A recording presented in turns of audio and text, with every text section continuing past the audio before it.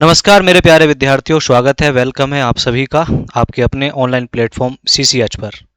आज की आप लोगों ने खबर देखी होगी 10 नवंबर 2025 दिल्ली में जो आज हुआ उसको सुन के आप लोग अच्छे तो नहीं होंगे, जरूर बेचैन होंगे सभी लोग, क्योंकि यह जो घटना घटी है अब तक इसमें लगभग 10 लोगों की मृत्यु हो चुकी है। और मैं भगवान से यही उम्मीद करूंगा कि आगे ये नंबर ना बढ़े और जो 10 लोगों ने अपनी जान गंवाई है, भगवान उनके परिवार को इस पीड़ा को सहन करने की शक्ति दे। बस मैं यही कहना चाहूँगा और आप लोग भी यही उम्मीद कर रहे होंगे। लेकिन अब यहाँ पे सारी बात ये आती है कि भाई ये घटना हुई कैसे, इतनी बड़ी चूक हुई कैसे? क्योंकि ऐसा भी हो सकता है कि ये घटना नेचुरल हो। नेचुरल का मतलब जो वहाँ पे बताया जा रहा है कि एक i20 कार थी, उसके अंदर ये घटना हुई है। लेकिन वहाँ पे जब निरीक्षण किया गया तो आसपास में कुछ ऐसा भी नहीं था कि कोई बहुत बड़ा गड्ढा हो या रोड में किसी प्रकार का अवरोध हो जिससे टकरा के ये कोई घटना हुई हो। क्योंकि आजकल आप लोगों को पता है दिल्ली में मुख्यतः जो गाड़ियां चल रही हैं वो सीएनजी बेस्ड है। आपको सबको अच्छे तरीके से पता है कि हो सकता है कि सीएनजी सिलेंडर में ब्लास्ट हुआ हो, उसकी वजह से ये घटना हुई हो।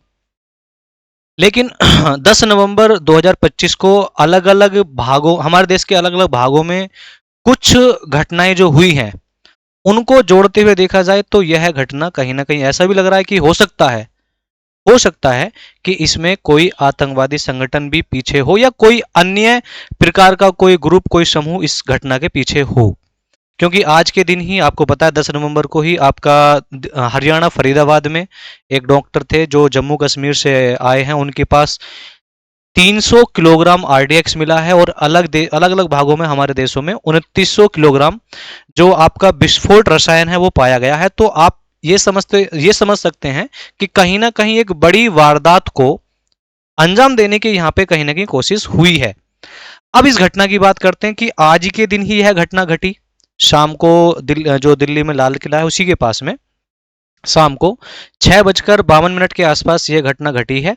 तो अब आज के दिन ही यह घटना घटी है तो लोगों का दिमाग कहीं ना कहीं उस दिशा में भी गया है कि भाई ये घटना भी हो सकता है कि नॉर्मल ना हो, इसके पीछे किसी न किसी ग्रुप का या किसी न किसी आतंकवादी संगठन का हाथ हो, ऐसा भी हो सकता है। क्योंकि जिस प्रकार का ये ब्लास्ट हुआ है तो अगर हम देखें क्योंकि सीएनजी सिलेंडर है उसमें अगर इस प्रकार का ब्लास्ट हुआ होगा तो नॉर्मल जहां जब उस घटना की बात करें ना, जहां पे घटना हुई है, घटना स्थल की हम बात करें, तो जिस प्रकार से घटना हुई है उसको देख के लगता नहीं है कि इस प्रकार का जो सीएनजी सिलेंडर है उसमें इस प्रकार का विस्फोट हुआ होगा। ऐसा भी हो सकता है कि जो कार थी उसके अंदर कुछ और एक्सप्लोजिव रखा हो किसी प्रकार का, उसमें अलग प्रकार का विस्फोट हुआ हो, ऐसा भी हो सकता है। तो यहाँ पे ना अलग अलग पहलू हैं और यहाँ पे अगर मैं आज की जो घटनाएं हुई हैं, जो आतंकवादी या इस प्रकार का जो एक्सप्लोजिव मिला है उसको हम जोड़ते हुए देखें तो आतंकवादियों ने भी भारत में अलग प्रकार की गतिविधि करने का एक संकेत दिया है। उसको अगर यहाँ पे हम देखें तो आपकी ये घटना है किसकी, सितंबर 2025 की। तो लश्कर आतंकी ने पीएम मोदी को अंजाम भुगतने की वहां पे धमकी दी है। तो आप यहां पे देख सकते हैं लश्कर ए ताइबा के डिप्टी चीफ सैफुल्ला कसूरी ने, जो कसूरी है, उसने पीएम मोदी को धमकी दी है जम्मू कश्मीर में भारतीय बांधों, नदियों और इलाकों पर कब्जा करने की कोशिश की जाएगी। यह धमकी भी कहीं ना कहीं सामान्य नहीं है। उसी प्रकार से अगर हम देखें सितंबर 2025 की ही बात है, बम ब्लास्ट की तैयारी कर रहा था आतंकवादी। ये कहां की बात है, 15 सितंबर की बात है, यूपी के एटीएस में, सहारनपुर यूपी में एटीएस ने सहारनपुर से बिलाल अलकायदा को गिरफ्तार किया है। ठीक है, जिसने 4000 से ज्यादा फोन नंबरों से पाकिस्तान के अलकायदा के हैंडलर से संपर्क किया है। तो यह घटना भी आप लोगों को सुनकर सीधी सीधी बात है, देख के आप लोगों को लग रहा होगा कि यह भी कोई सामान्य बात नहीं है। उसी प्रकार से आगे देखें तो अब हाल फिलहाल की ही बात है, सितंबर अक्टूबर अभी गुजरा है हाल फिलहाल में। तो यहां पे आप देख सकते हैं अक्टूबर 2025 ऑपरेशन सिंदूर के बाद बदली की तैयारी में हाफिज सईद, ये भी घटना आप लोगों ने देखी होगी कहीं ना कहीं सोशल मीडिया के जरिए। तो ये घटना भी आपने देखी होगी। उसी प्रकार से अक्टूबर की बात करते हैं, जम्मू कश्मीर में पाकिस्तानी हथियार और विस्फोटक बरामद। और आज के दिन मतलब मैं बात कर रहा हूं 10 नवंबर 2025 की। तो आज के दिन ही भारत के 3 अलग अलग जगह से जम्मू कश्मीर के जो लोग पकड़े गए हैं उनके पास में विस्फोटक मिलना, AK-47 मिलना या आपका AK-56 मिलना, ये भी कोई आम बात नहीं है। तो इस घटना का हो सकता है कोई ना कोई संबंध हो किसी न किसी आतंकवादी समूह से या अन्य समूह से।